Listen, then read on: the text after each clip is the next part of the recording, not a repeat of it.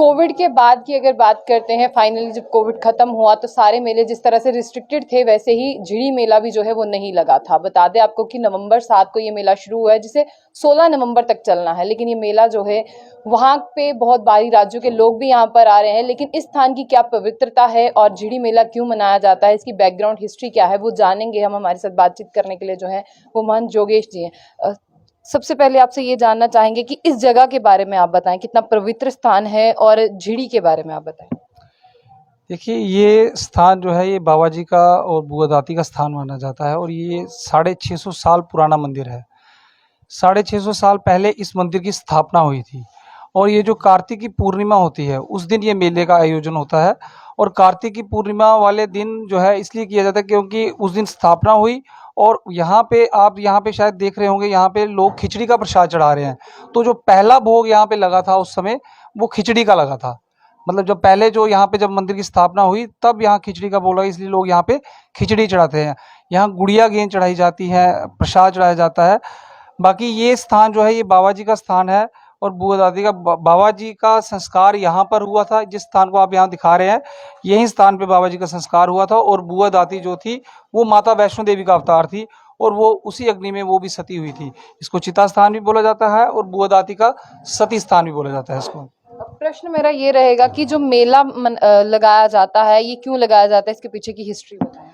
देखिए, ये मेला आयोजन जो होता है, ये मेले का आयोजन जो होता है ये तो प्रशासन करता है, लेकिन ये कार्तिक की पूर्णिमा के दिन हम जब इसको मनाते हैं, आज से अगर आप पीछे 100 साल पहले चले जाए तो इतनी भीड़ नहीं होती थी यहाँ पे।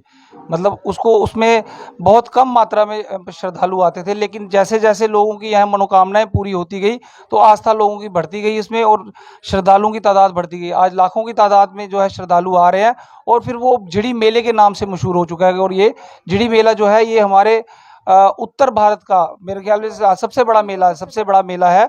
और यहाँ पे पंजाब से, जम्मू कश्मीर तो हमारे यहाँ के लोग आते ही हैं, फिर उसके बाद जितनी भी हिमाचल से, हरियाणा से, यूपी से, यहाँ तक कि जो कई सदर्न जो स्टेट्स हैं वहाँ से भी लोग यहाँ पे अब इतनी महत्ता हो गई कि वहाँ से भी लोग कुछ माथा टेकने यहाँ पे आते हैं। बिल्कुल बाकी में, लेकिन यहाँ पर जो छोटी छोटी गुड़िया हमें दिख रही है इसका महत्व क्या है, उसके बारे में आप बताएं। देखिए, गुड़िया यहाँ पे जो चढ़ाई जाती है वो बुआ दाती जो बाल कन्या है, माता वैष्णो देवी का अवतार हुई है। बाबा जी जो थे वो घारकोट के रहने वाले थे, उनका जन्म स्थान जो था वो घारकोट था। और घारकोट से वो वहाँ पे डेली जो माता वैष्णो देवी के दरबार में जाते थे और वहाँ पे जब 12 साल लगातार भक्ति की तो वहाँ माँ वैष्णो देवी ने जब उनको साक्षात उनको दर्शन दिए तो उन्होंने, बाबा जी ने ये कहा कि भाई मैं धन्य हो गया आपके दर्शन पाकर। तो उन्होंने, माता वैष्णो देवी ने कहा कि तुम मुझसे वरदान मांगो, मैं तुम्हारी जो जितनी भक्ति की तुमने मेरी, तो मैं उससे बड़ी प्रसन्न हुई हूँ। तो बाबा जी ने कहा कि मुझे कुछ नहीं चाहिए, मुझे किसी चीज़ का लोभ लालच नहीं है। पर उन्होंने कहा नहीं कुछ मांगो। तो उन्होंने कहा कि मैं मेरे को आप सामने मिल गए, मेरे को ऐसे कुछ ऐसा हो जिससे कि मैं आपकी साक्षात सेवा कर सकूं।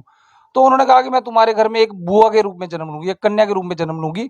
जो फिर बाबा, इनका जो बुआ दाती जो है, माता वैष्णो देवी जो है, इनका जन्म एक कमल के फूल से हुआ था। और फिर बाबा जी वो बुआ कौड़ी, बुआ झिड़ी वाली, बुआ दाती के नाम से प्रचलित हुई। और यहाँ पे जो आपने प्रश्न पूछा कि गुड़िया यहाँ क्यों चढ़ाई जाती है, क्योंकि वो बाल कन्या है।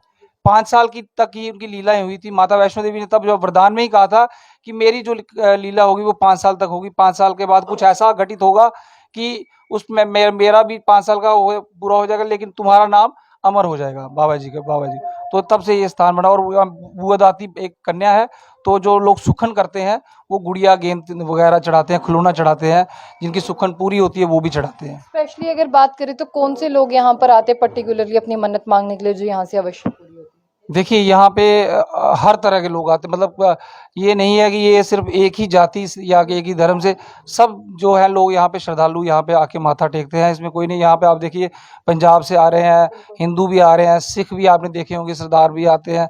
हर तरह के जो लोग हैं, मतलब हर कौम के लोग जो हैं वो इस जगह को मानते हैं। क्यों? क्योंकि उनकी मन्नतें यहाँ पे पूरी होती हैं, जो मांग के जाते हैं, मन मुरादें उनकी पूरी होती हैं उनकी। इस मेले के दौरान जैसे ढोल बजता है, कई लोगों को यहाँ पर चौकियां भी आती है, उनके बारे में आप बताएं। देखिए, चौकी होती है, बाबा जी का प्रवेश होता है। जो सेवा करते हैं, जो बाबा जी की लगातार सेवा कर रहे हैं, तो उनको उनको बाबा जी चौकी में, मतलब उनको जो है लास्ट में क्या होता है, जब आप कई बार देखा होगा आपने, जब आप शायद आप लेट आए हैं या पता नहीं क्या, नहीं, लेकिन पहले जो है यहाँ पे देखते हैं पूरी पूरी लाइन लगी होती है और वहाँ पे चौकी कर रहे होते हैं।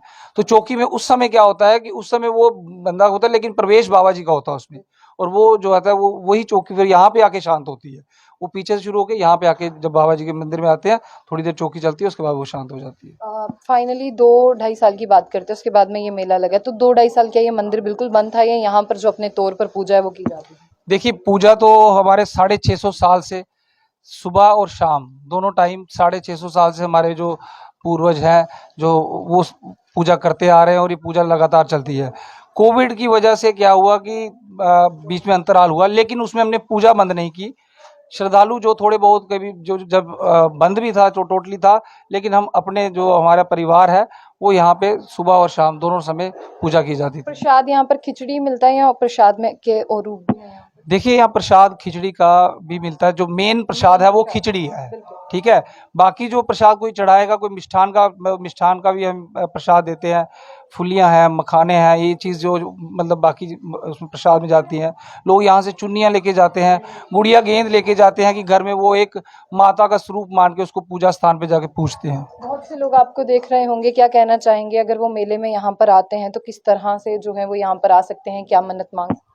देखिए, मैं तो सभी जितने भी मेले में ये लोग आए हैं, मैं तो उनको यही कहूँगा कि वो बहुत भाग्यशाली हैं कि वो इस मेले में उनको आने का अवसर मिला है। बहुत से लोग आना चाहते हैं, लेकिन कोई बाबा जी का बुलावा ही नहीं उनको होता।